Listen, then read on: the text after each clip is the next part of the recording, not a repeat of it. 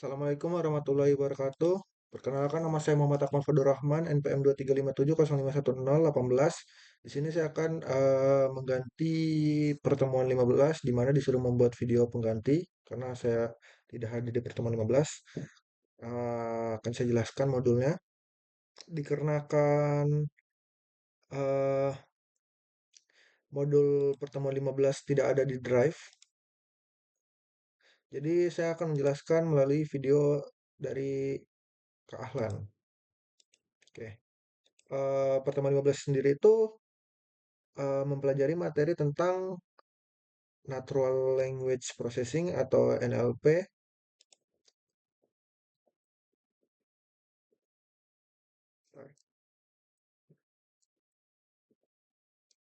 Oke, NLP itu adalah cabang dari Artificial Intelligence atau AI yang memungkinkan mesin untuk membaca, memproses, dan menafsirkan maksud dari bahasa manusia. NLP menggabungkan ilmu komputer, linguistik, dan pembelajaran machine learning untuk menjembatani komunikasi antara manusia dan mesin. Tujuannya diciptakannya NLP itu untuk membuat komputer dapat memahami, memproses, dan berinteraksi bahasa manusia secara alami. LP dengan NLP, komputer bisa membaca, menerjemahkan, menjawab pertanyaan, atau menganalisis isi teks dan suara layaknya manusia sehingga memudahkan komunikasi antara manusia dan mesin.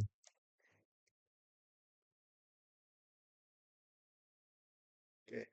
Aplikasi NLP yang sering dipakai di kehidupan sehari-hari.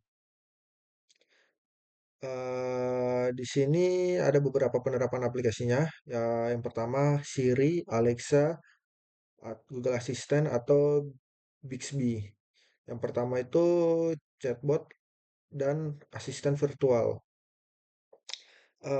NLP digunakan menggunakan untuk membangun chatbot dan asisten virtual yang dapat berinteraksi dengan pengguna dalam bahasa alami, memberikan respons dan menjawab pertanyaan.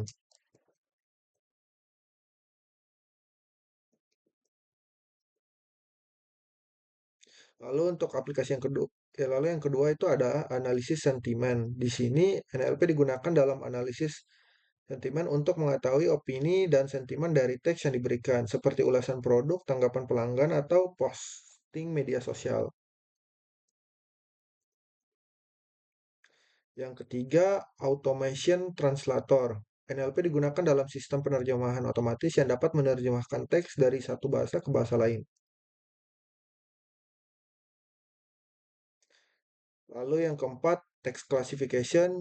NLP di sini digunakan dalam klasifikasi teks untuk mengategorikan teks ke dalam kategori-kategori yang telah ditentukan. Misalnya klasifikasi spam, email, atau klasifikasi berita.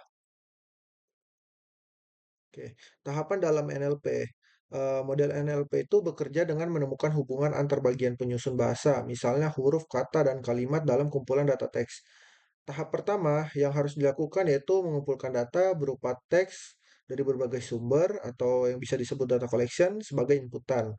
Arsitektur NLP kemudian diterapkan menggunakan berbagai metode untuk teks, seperti processing atau pemrosesan teks atau fitur ekstraksi dan modeling atau pemodelan.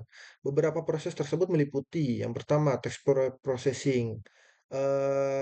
Teks ini seringkali perlu diproses. Teks processing ini adalah model yang memproses teks untuk tugas tertentu, di mana teks ini seringkali perlu diproses terlebih dahulu untuk meningkatkan performa model atau mengubah kata dan karakter ke dalam format yang dapat dipahami oleh model. Data-centric AI adalah pendekatan yang kini semakin populer yang menekankan pentingnya kualitas data dan tahapan pemrosesan. Di mana yang pertama itu, di mana itu ada lower casing, mengubah teks menjadi lowercase. Contohnya seperti ini yang masih ada uppercase-nya itu di- sama dicampur sama lower diubah menjadi lowercase doang. Lalu yang kedua itu punctuation removal di mana menghilangkan tanda baca atau tanda khusus yang ada di dalam teks. Contohnya di sini yang awas jangan terburu-buru di mana sebelumnya ada tanda seru diubah karena menggunakan punctuation apa punctuation removal dia menghapus tanda serunya. Lalu yang ketiga itu stop words removal, menghapus kata-kata umum yang sering muncul tetapi tidak membawa makna penting dalam analisis. Contoh the, a, and, yang, dan itu. Lalu yang keempat stemming dan lemmating. Stemming adalah proses informal untuk mengubah kata ke bentuk dasarnya dengan menggunakan aturan heuristik. Contohnya university, universities, dan universities bisa dipetakan ke bentuk dasar universe. Lalu, namun kelemahannya adalah kata seperti universe juga bisa dipetakan ke universe, meskipun maknanya tidak berkaitan. Lalu yang kedua lemmatization adalah proses yang lebih formal mencari akar kata berdasarkan morfologi kata menggunakan kamus. Library seperti dan NLTK menyediakan fungsi stemming dan lemmatization.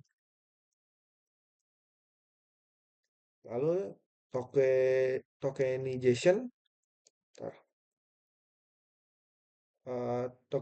Tokenization itu memecah teks menjadi kata atau potongan kata. Hasilnya bisa berupa word index, yaitu kamus berisi kumpulan kata, di mana setiap kata diberikan nomor unik berdasarkan frekuensi dan representasi teks dalam bentuk sequence. Representasi kalimat dalam bentuk angka berdasarkan word index. Langkah ini membuat teks dapat digunakan dalam berbagai metode deep learning.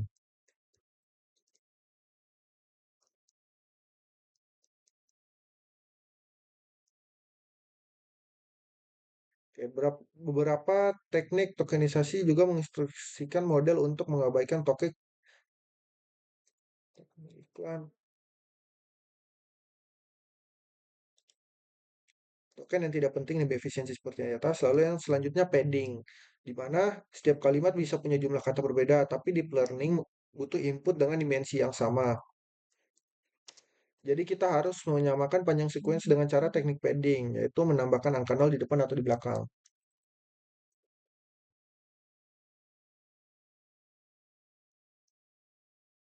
Contoh, kalimat saya makan. Itu dia arraynya 1, 2. Kalau saya makan sate enak, ini arraynya 1, 2, 3, 4. Atau ada 4 kata. Panjang beda kita tambahkan 0 padding ke yang pendek, maka hasilnya paddingnya akan menjadi 1, 2, 0, 0. Kalimat 2-nya 1, 2, 3, 4. Karena sudah lengkap, jadi nggak perlu. Lalu teknik padding dibagi menjadi dua, yaitu pre-padding yaitu menambahkan padding angka 0 di awal sequence. Post padding yaitu menambahkan padding di akhir sequence. Seperti ini kalimat satu. Lalu yang nomor dua, fitur ekstraksi atau word embed. Fitur ekstraksi, mana word embedding. Word embedding itu adalah teknik untuk mempresentasikan kata dan dokumen. Teknik ini memungkinkan teknik ini memungkinkan kata-kata yang memiliki makna serupa, memiliki representasi yang mirip dalam bentuk vektor angka berdimensi rendah.